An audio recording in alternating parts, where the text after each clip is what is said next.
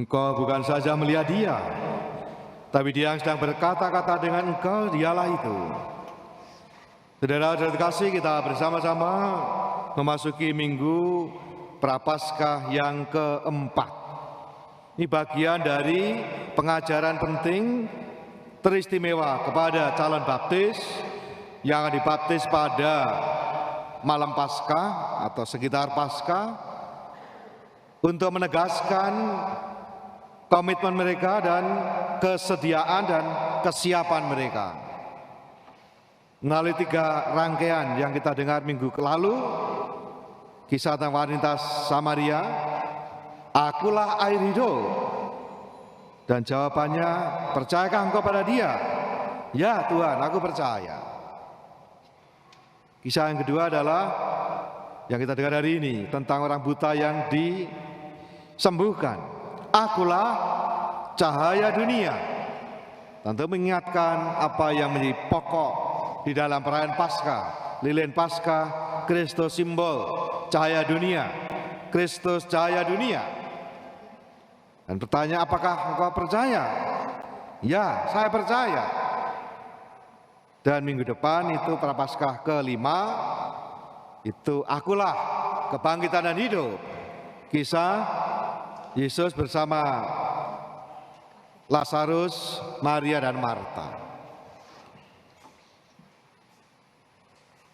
Kisah ini mengajak kita semua untuk pertama-tama meneguhkan, bagi yang mau dibaptis, jawabannya tetap ya, saya percaya, karena dibaptis.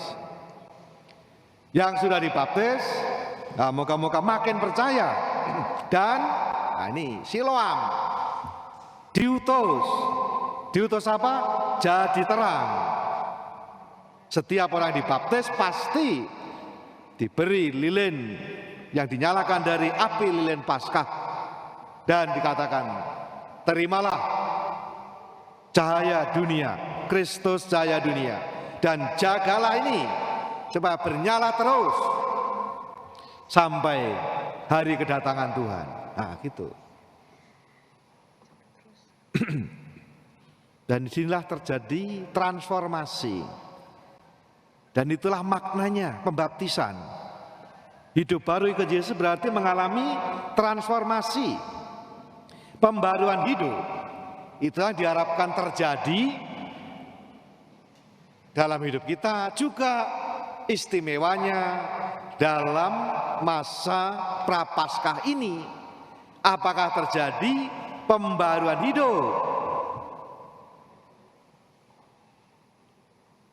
Nah, minggu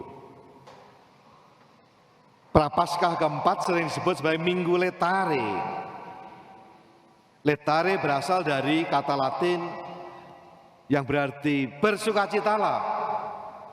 Ini sejajar dengan Minggu Advent ketiga, Gaudete, bersukacitalah, sama. Dalam antifon pembukaan, ya tidak dibacakan, bersukacitalah bersama Yerusalem, bersorak-soralah karenanya, semua para pencintanya, bergirang rialah bersama dia, kalian yang dahulu berkabung karenanya. Itulah antifonnya. Letare dalam dokumen-dokumen gereja selalu diawali kata pertama, itulah yang menjadi judul dari dokumen-dokumen gereja. Bersukacita karena kita semua sudah semakin mendekat perayaan puncak iman kita, sekaligus semakin bersukacita karena mengalami pengalaman akan Yesus yang semakin dekat, yang kita usahakan melalui pantang puasa mati raga selama masa Prapaskah ini. Mestinya. Maka warna liturgi juga dalam tradisi ya adalah rose atau merah muda atau pink.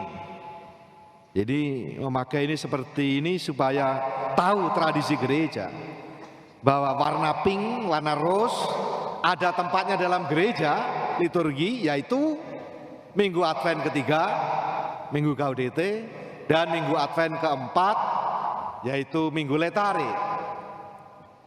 Jadi bukan 14 Februari ya, bukan. Itu anak-anak muda lah, silahkan pakai warna pink pada waktu Valentine. Tapi dalam gereja adalah pada waktu Letare dan Gaudete, ya, supaya tahu ini. Dan di dalam tradisi sekedar diketahui supaya kita orang Katolik juga tahu bahwa kita punya banyak dan kaya akan tradisi-tradisi. Dan minggu ini sering disebut juga Minggu Bunda, memberikan bunga atau penghormatan kepada ibu masing-masing, juga kepada gereja, bunda gereja yang melahirkan umat beriman ini, anak-anak Allah ini, dan juga tentu saja kepada Bunda Maria sebagai ibu bunda gereja. Maka tradisi Mother Day dari sini nih, bukan yang lain-lain. Mother Day adalah tradisi dari Letare ini, Minggu Prapaskah keempat. Juga tradisi berdoa atau ziarah ke gereja katedral masing-masing. Karena katedral adalah mater ecclesia, gereja induk setiap paroki-paroki di keuskupan masing-masing. Yogyakarta ya ini gereja induknya, mater ecclesianya Keuskupan Agung Jakarta. Pada Minggu Prapaskah yang keempat ini juga bacaan bisa diganti dengan akulah roti hidup. Maka bagi para ibu-ibu atau yang suka kuliner atau sedang hobi bikin kue, bikin cookies apa saja, ada menunya hari ini. Minggu Letare ada menu roti khusus, roti simnel namanya. Anda boleh browsing, akan ketemu termasuk resepnya, cara membuatnya.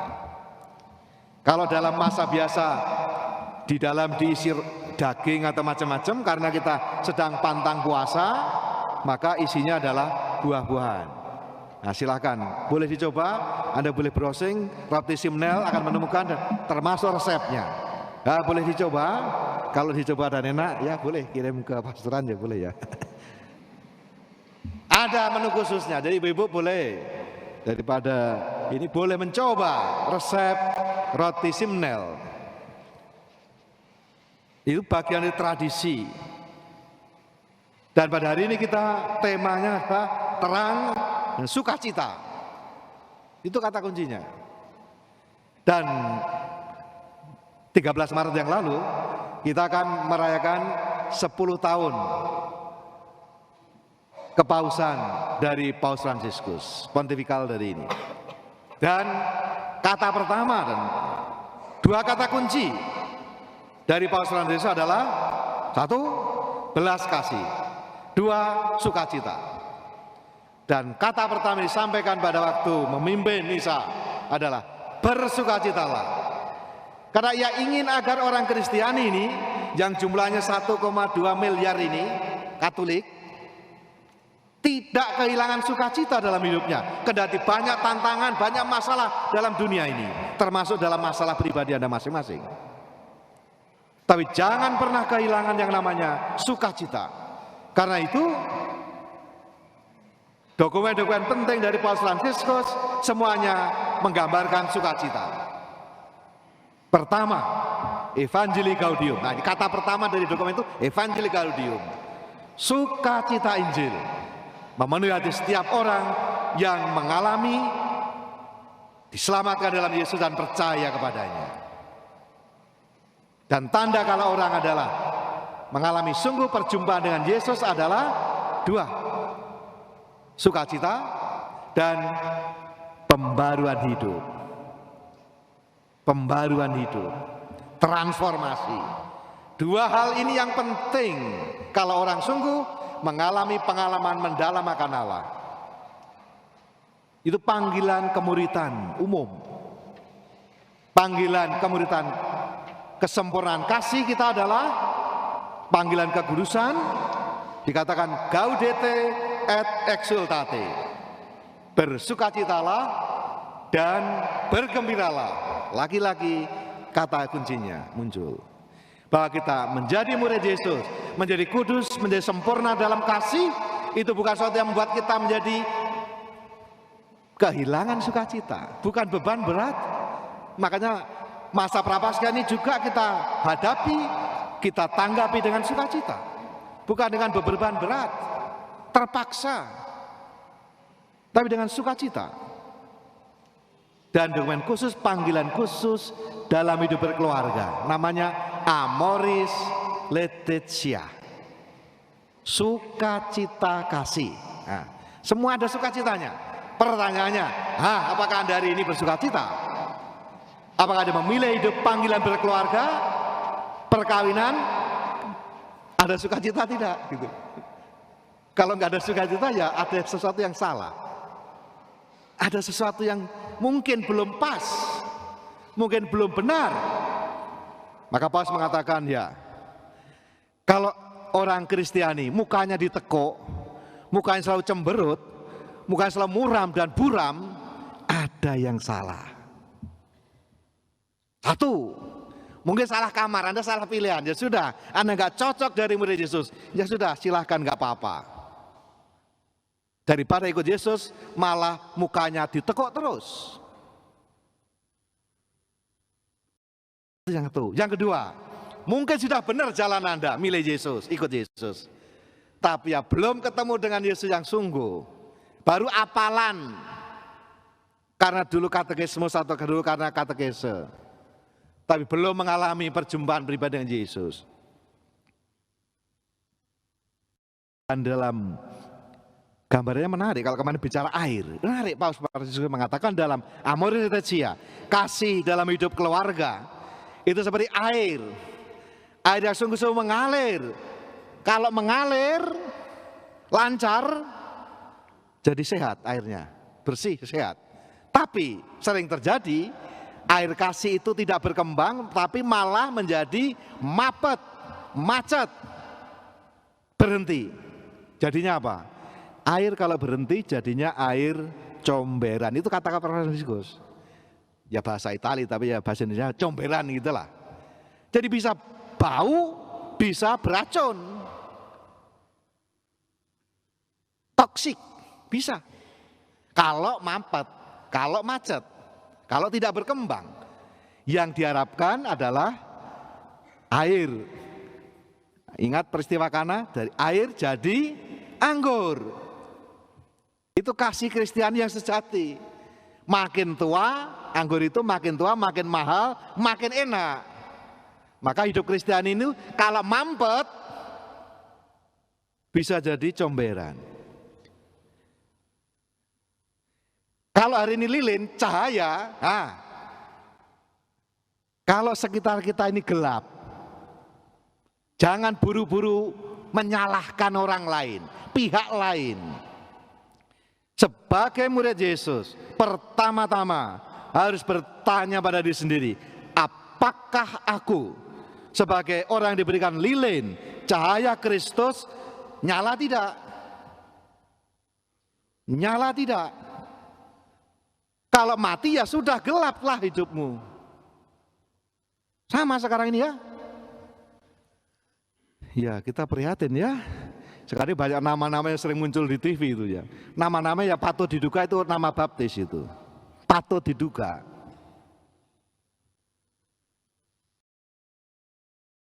Ya bisa.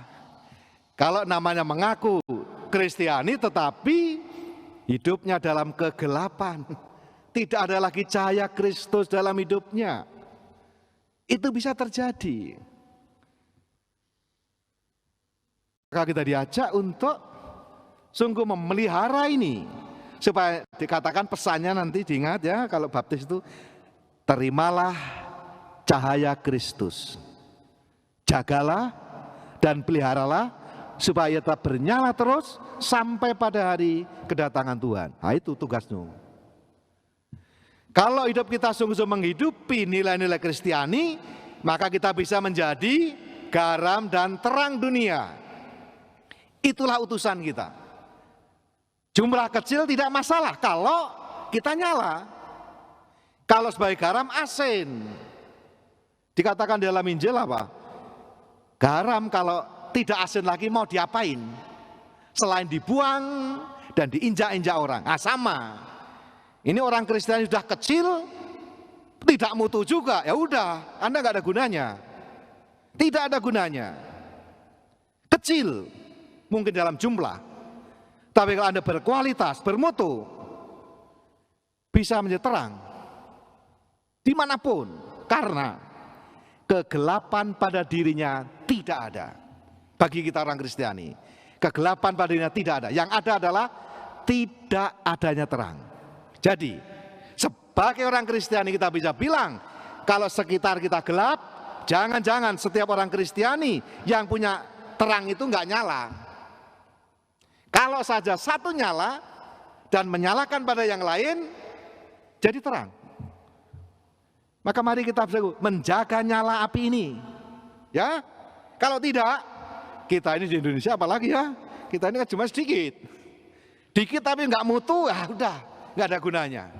Nggak akan dianggap. Tetapi kalau Anda kita semua, kendati mungkin jumlahnya sedikit, tapi memiliki kualitas, memiliki mutu, memiliki kompetensi, kreativitas, akan dicari. Tetap akan menjadi terang, menjadi cahaya di tengah kegelapan. Itu yang diharapkan dari kita semua. Moga-moga kita semua ya boleh semakin mengalami Yesus sebagai terang hidup kita, sehingga kita menjadi terang bagi sesama. Tadi dalam Injil dikatakan, siapa yang salah ini? Nah, seringkali begitu kan? Kalau situasi siapa yang salah ini? Tadi yang orang buta tadi, siapa yang salah begitu? Orang tuanya, dia sendiri atau siapa? Atau jangan-jangan Tuhan yang salah itu? Kan begitu kita selalu, kalau ada sesuatu. Cara pandang orang Kristen bukan siapa yang salah, atau mengapa yang terjadi, tapi apa yang bisa aku buat supaya dengan demikian situasi aku jadi terang, jadi baik. Itu pertanyaan murid Yesus. Kalau pertanyaan mengapa, pertanyaan yang salah. Atau siapa yang salah, pertanyaan yang salah. Pertanyaan benar sebagai orang Kristiani adalah, apa yang bisa aku buat sehingga sekitarku jadi baik. Itu pertanyaan orang Kristiani. Apa bentuknya? Silahkan cari bentuknya masing-masing. Pertanyaan besar adalah, apa yang bisa kita buat supaya sekitar kita menjadi baik. Jangan menjadi seperti tadi. Ada orang menderita, tidak ditolong, ada yang menyembuhkan, malah dimasalahkan. Ya kalau Anda nggak bisa apa, sudah diam aja, nggak usah beritahu apa. Udah nggak buat apa-apa, ketika ada berbuat yang baik, malah nyinyir, malah ngomel-ngomel dan ngoceh-ngoceh nggak jelas. Anda itu toksik kalau begitu. Kalau Anda nggak bisa buat apa-apa, it's okay. Kalau bisa buat apa, buatlah sesuatu. Dan kalau ada yang berbuat, mari kita dukung. Semua orang bawa kebaikan bersama, kita dukung, siapapun dia. Ya, itu cara pandang orang Kristiani. Kita merahmati Tuhan supaya kita punya mata yang baru, seperti Yesus memandang yang sakit, yang buta disembuhkan. Bukan ditanya siapa yang salah nih. Udah nggak nolong, malah ngaco, malah nyinyir, tidak berguna. Jadilah mari kita orang berguna, bermanfaat dengan menjadi terang. Jangan menjadi orang-orang yang toksik, jangan menjadi orang-orang yang unfaedah, tapi menjadi orang-orang yang menjadi berkah. Amin. Kalau begitu Anda sudah punya terang.